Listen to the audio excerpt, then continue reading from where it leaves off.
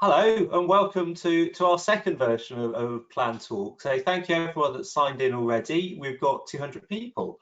Graham, you're a popular man. Just so we can whiz through the format of this, the concept is that these are short talks on particular subjects across the planning sector. This is aimed at London and the wider South East, but I'm sure we've got colleagues from other areas wider than the South East with us. The setup is you've got about 15 minutes to do your presentation, to talk through. During that, I will also be taking questions. So for those of you in attendance, on the right-hand side of your screen, you'll have a chat panel where you can add your questions. I will get those fed through to me and I will be asking them in the second 15-minute segment. So Graham, before we start, quick introduction to Graham. Graham is the Director of Operations at the Planning Inspectorate. So you keep the wheels on the track, is my understanding. You also take full responsibility for everything and anything that goes wrong.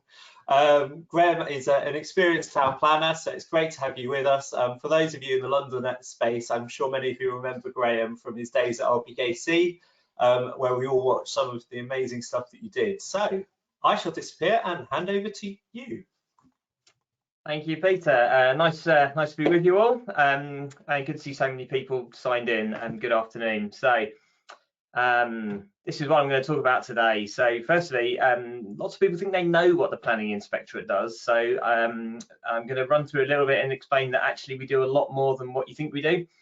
Then I'm going to go on to the meat of what we're going to talk about this afternoon. So the new services that we have in trial using technology in the Planning Inspectorate. Some of you will be aware of this, but I think probably most of you won't be.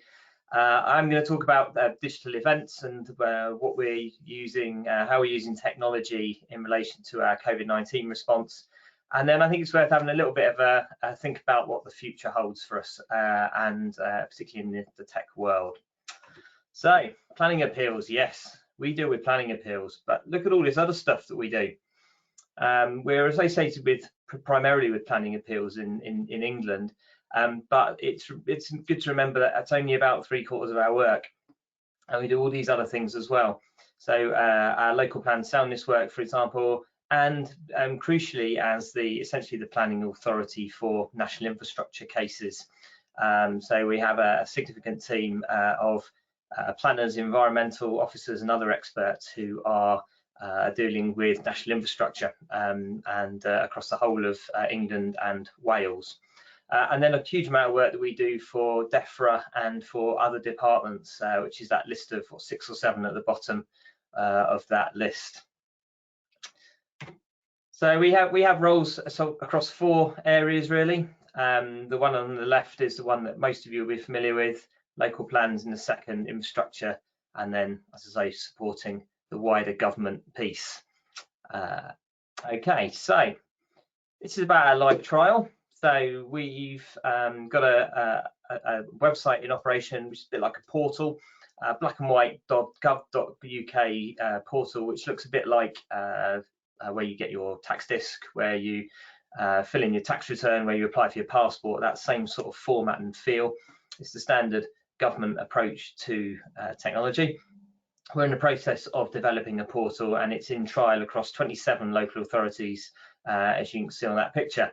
You might see Boulogne just appearing at the bottom there. We haven't quite got as far as Boulogne, but you'll see where the circles are indicates where we're dealing with cases. We've issued over 100 decisions now from that portal, and this is a live trial. What we'll be doing over the course of hopefully this year is rolling that out across the rest of the country. So what's it about? Well, it's about this kind of thing. So to start with, it will replace our existing casework portal and enable all our appellants, all our third parties, all our councils to do all of these kinds of things. So some of it's about bringing us into maybe the kind of place that maybe we should have been in the past. But some of it's also about taking us into the future and building a foundation for where we might then go. Importantly, in terms of submitting your appeals, if you submit through the new portal, it auto-validates. So it asks all the questions you need in order to understand whether your appeal is valid, and then to make a valid appeal thereafter. And all that information obviously seamlessly passing into what we do in the back office. Crucially as well at the bottom, no more paper, so that once we're in a position where it's fully up and running as a system across the country for all our case types, all those case types on that front list that I showed at the beginning, we won't go through paper forms anymore. And in terms of how we're dealing with that with the public sector equality duty, we'll have provisions in place to allow people to use our advisors to be able to complete that process. But it's very much shifting towards a digital first process. So it's a user-led system, and we've done huge amounts of work with different groups of our users to understand what they need. So not just appellants, not just local planning authorities, also all the people that get in contact with our services. The challenge, of course, for a lot of public sector bodies when they do these kinds of pieces of work is their customers and their users come from a really broad range of perspectives. So we have to build something which strikes the right balance between those different perspectives and recognise people have different needs. So just a few lines about some of the things that we found out through that research, grouped by those different groups. If I just pick out a few of those just to give you a bit more information. So LPAs, no surprises with some of those things. Particularly the questionnaire. For any of you who filled in a questionnaire, it's tempting not just to tick no, no, no, or yes, yes, yes all the way as you go through it, and question why we're asking some of those questions.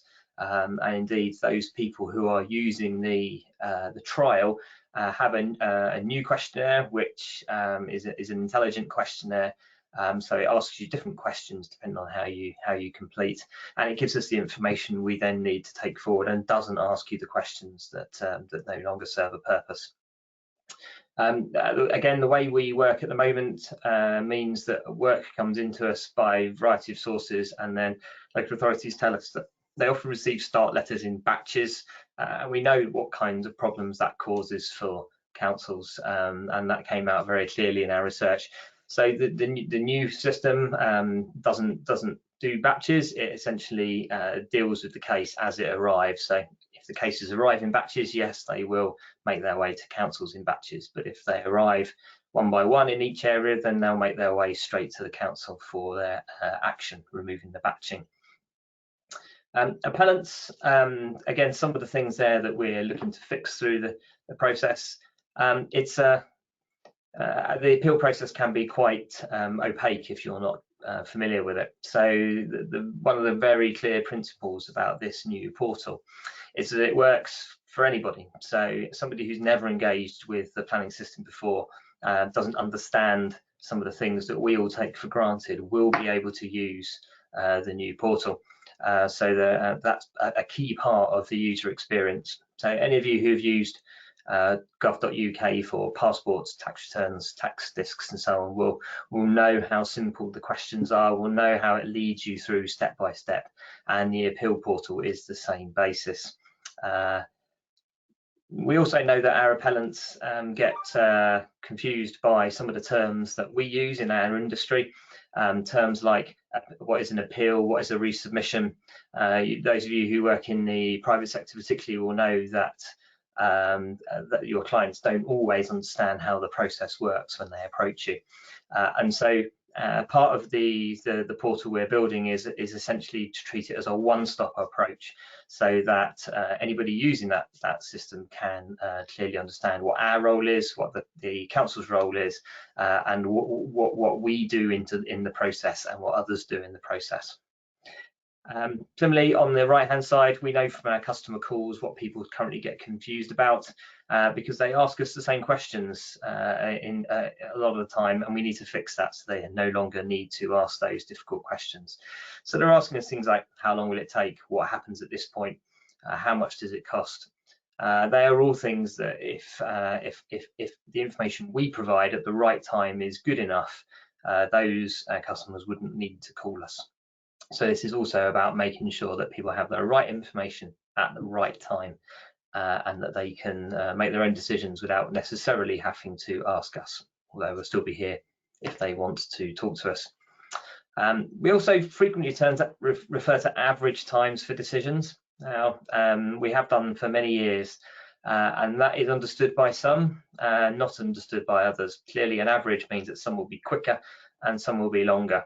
And we needed to do a piece of work, and we started a piece of work to reduce those ranges so that it's much clearer that when you can expect a decision, and if it would be outside of that range, what types of case would be outside that range. Pre-COVID-19, we were getting into a place where we were in a pretty good place to be able to start communicating some of that, and we'll need to go back to that once the present situation has passed. So this is what it looks like. So black and white look that you'll be familiar with from other websites. As a counsel or as an appellant agent who submits multiple numbers of cases, you'll be able to pull together all your cases in one place. So you'll be able to see all your cases through your account. You'll be able to see where they are. You'll be able to track all the correspondence and so on.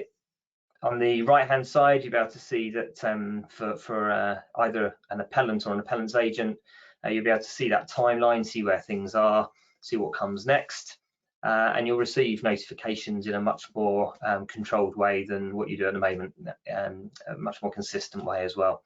So you'll know that when at certain points in the process, you will receive correspondence from us telling you what's next.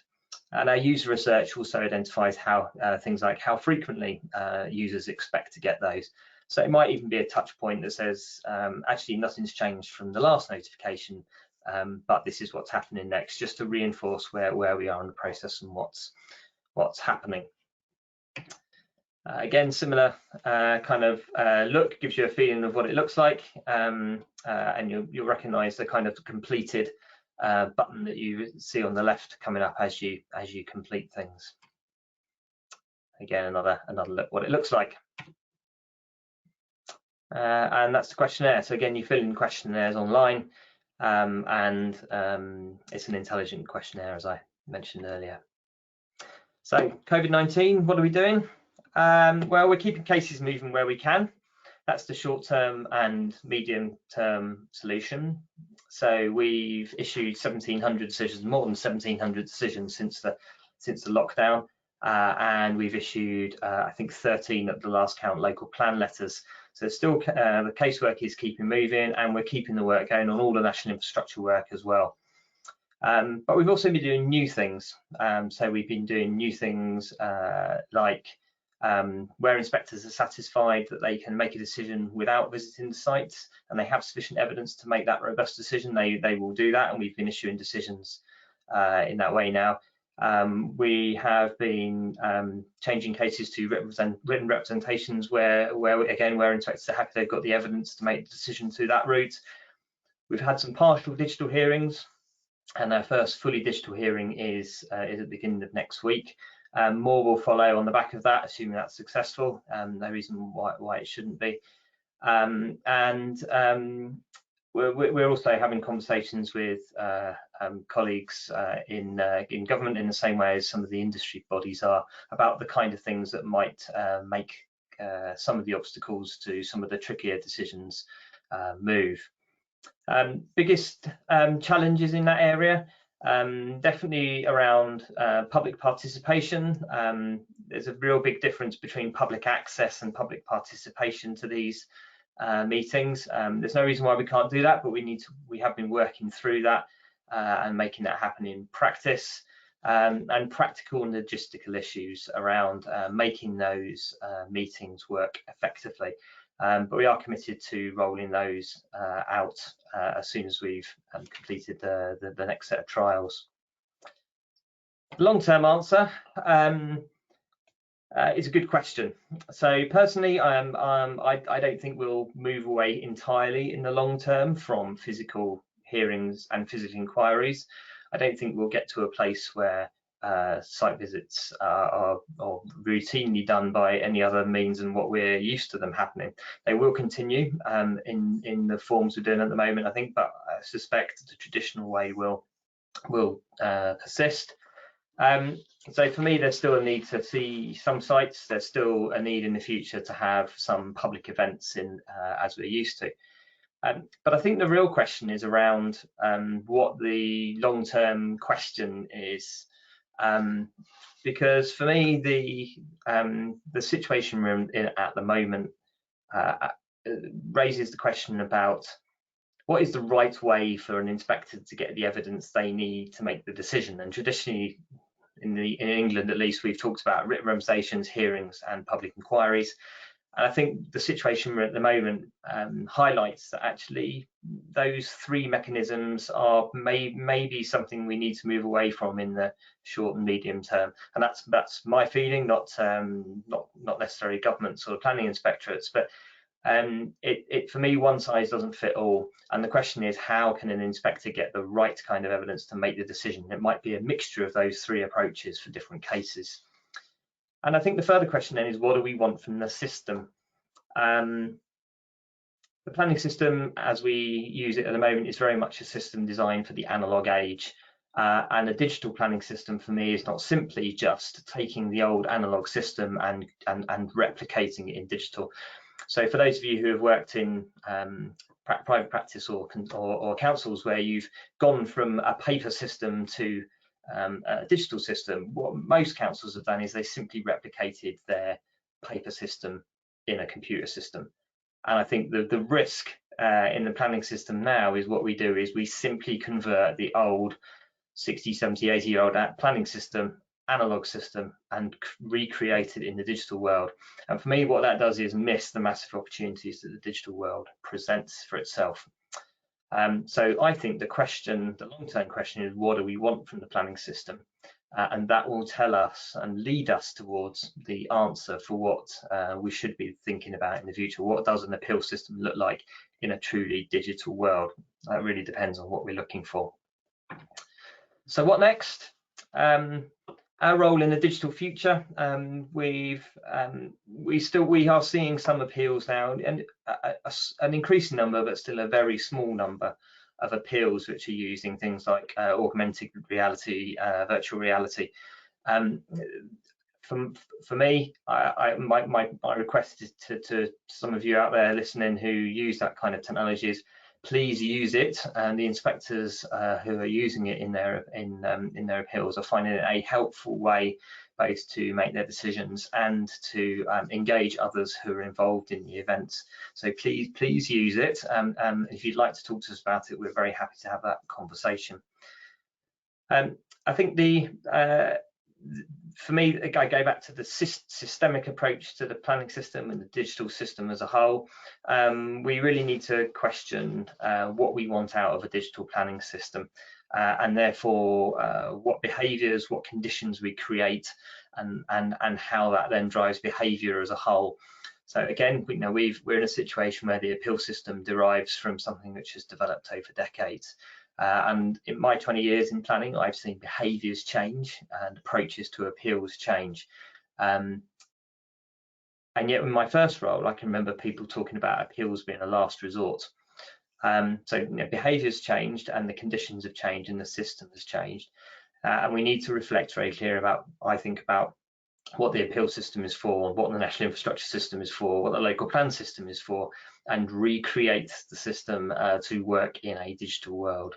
I'd be amazed if in years to come the kind of format that we have for inquiries, where some of these events last for 5, 6, 7, 8 days with everyone in the room together. I don't think that system will survive into the future, and instead we're probably going to need a much more agile system where maybe some of it were done by written arguments, some of it would be done in person, some of it would be done virtually. It'd be done at different times of the day with different groups of people, and you won't necessarily have everybody in the room at once, all looking at the witness or the inspector. But we'll have to wait and see. And I think finally, I think there's a huge need for digital leadership in the planning system. So there's great pockets of ingenuity, great pockets of innovation across all sectors. But what I think what we really need is to bring that together and have real digital leadership from, I think it needs a governmental role, but I think probably it needs all of the system to come together and show that leadership as one, so that we can really take forward the kind of opportunities that exist in the planning system. Why are we still getting architects to convert their 3D drawings into one-dimensional stuff for councils and for the appeal system?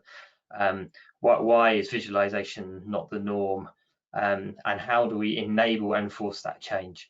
One of the many things we should be doing in the future is using the Planning Inspectorate's unique role as somebody who has digital relationships with every single council and every single consultancy in the country, and using the appeal system to help drive and enable all that change.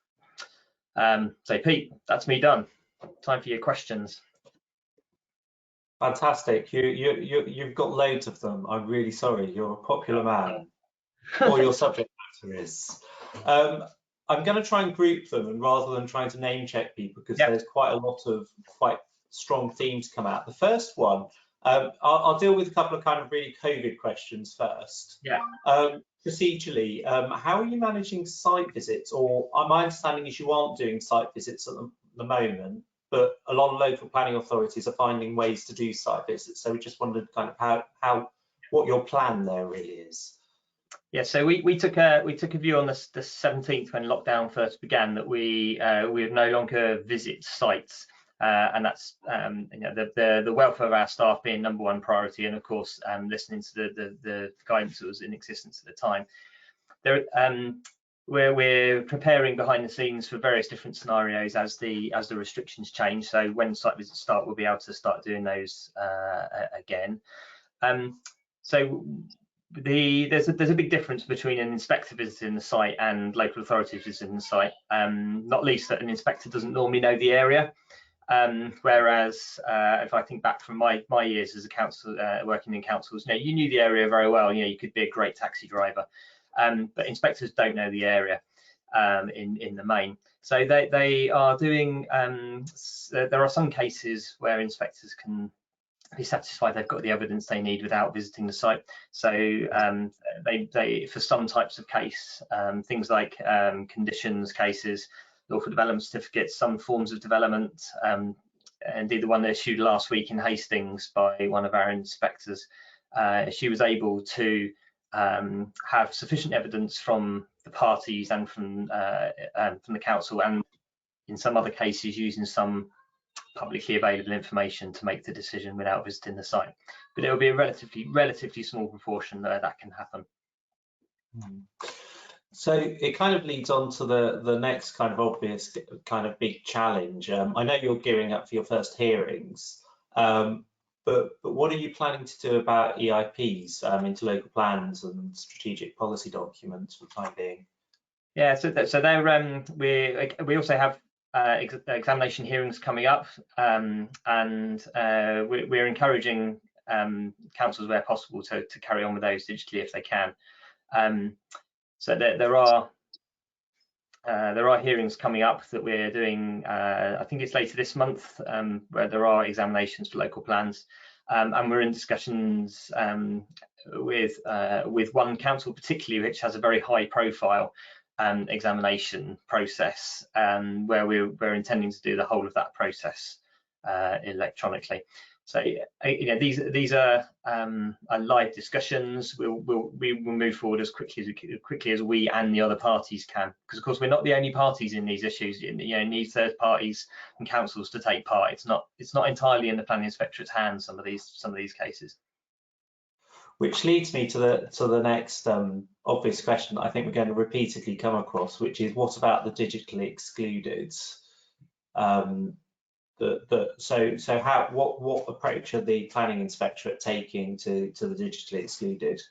You spoke about the submissions, but I'm thinking about if my mum wanted to participate in an inquiry process. She'd be very welcome, Pete. I'm sure you'd train her very well.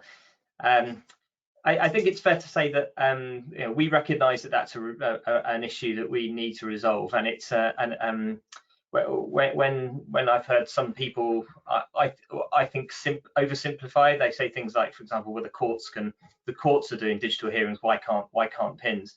You know, courts have different requirements. They might be a more senior body, but they have different requirements, and public participation in the planning system is very different to public access to the court system.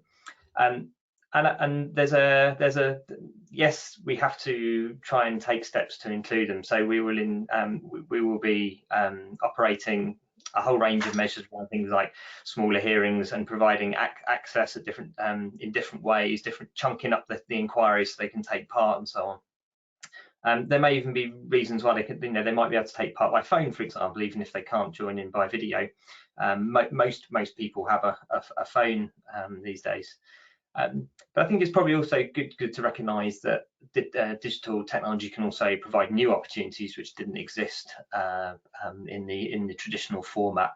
So that's why I say I think in the future it might be interesting to see how we can gather evidence for inspectors using different methods, using grouped virtual hearings, for example, in evenings or something like that, where you can start to hear from different people who might not have had access before.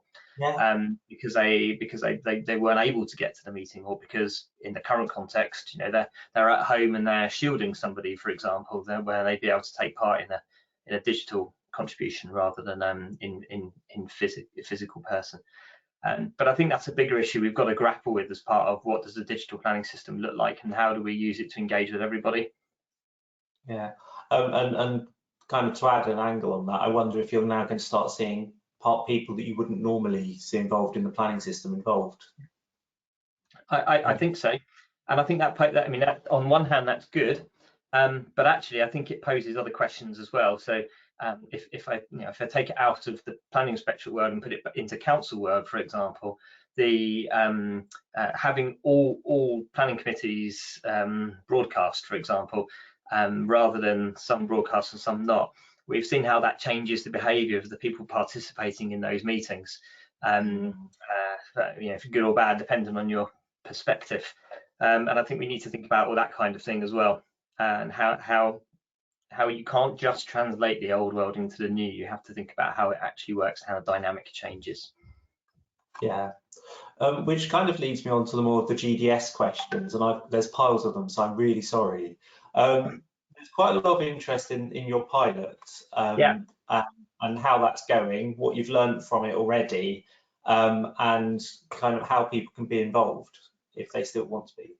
Okay, so so it was running before I joined the Planning Inspectorate, and I think it's fair to say that the learning you get from those live trials is just phenomenal. So we've had over 500, just from those 27 LPAs, we had over 500 improvements to make, which is just astonishing. It's because people are so keen to identify what they can do and how they can help. And what it means is probably that we'll probably have maybe an updated version of the current portal with those 27 LPAs before we even roll it out to others. So it won't be this side of summer, for example, that a wider group of people get to use it. But I see that as very much the beginning as well. I'd like to get into a place where an appeal is basically one click.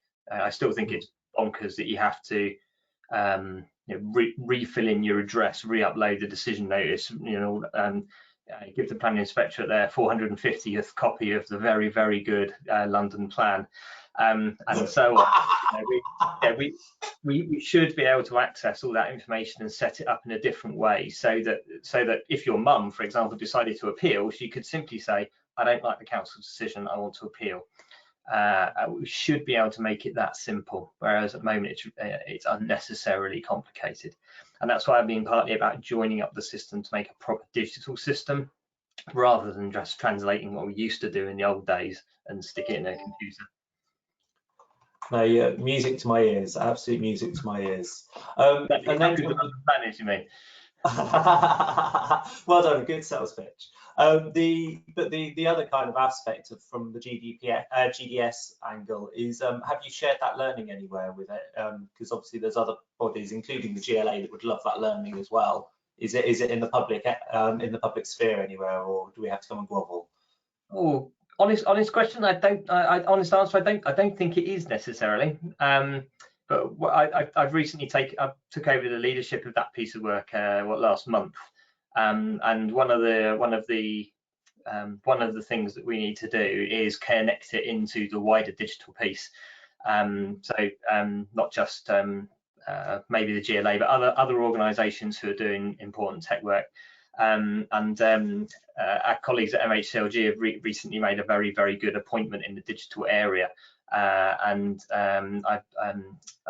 hoping that appointment leads to some of the real digital leadership that I think the planning system as a whole needs, and will help to knit us and others in together.